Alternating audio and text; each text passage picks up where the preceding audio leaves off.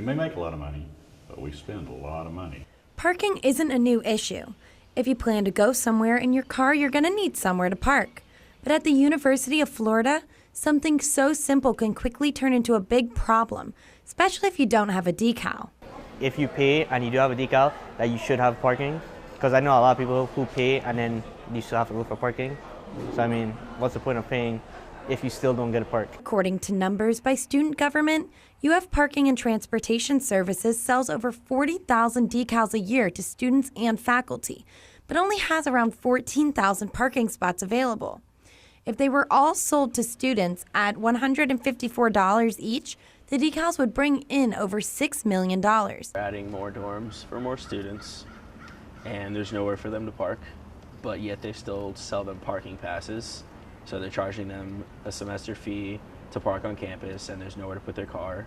Construction doesn't always mean more parking, though. Oftentimes, new buildings go up without additional parking. Recently, many people were upset when construction on the president's new home began, eliminating 80 on-street parking spots in front of the law library. However, the removal of the spots actually had nothing to do with the construction, but was a plan to expand bike lanes and increase biker safety on the road. This leads to an increase in ticketing on campus for people parking illegally, either without a decal or in the wrong zone. In the past year, over 59,000 parking citations were given out on UF's campus, and Transportation Services raised more than $1 million. Also, according to transportation documents, the number is down from recent years. In 2007, Transportation Services gave out just over 100,000 tickets. Fuller says the money from student tickets is usually used to help transportation issues that benefit students. Like the transloc on the buses, it helps to provide, we build bus shelters with it. We've repaid some student parking lots. Fuller says most recently the money was used to install bike racks on campus, and for faculty and visitors, money is used in a different way. We've got salaries to pay with our employees.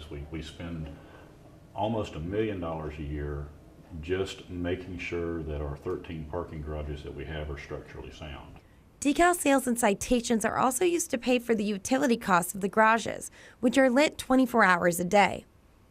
In terms of building additional parking, Fuller says they can't just build new garages due to the fact that they receive no money from the state, federal government, or university.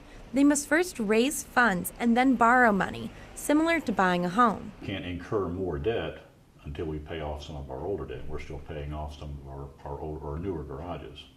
Fuller has some places in mind for new garages. He says they're just waiting for the higher-ups to select a location, and then the process can begin. Amanda Jackson, WUFT News.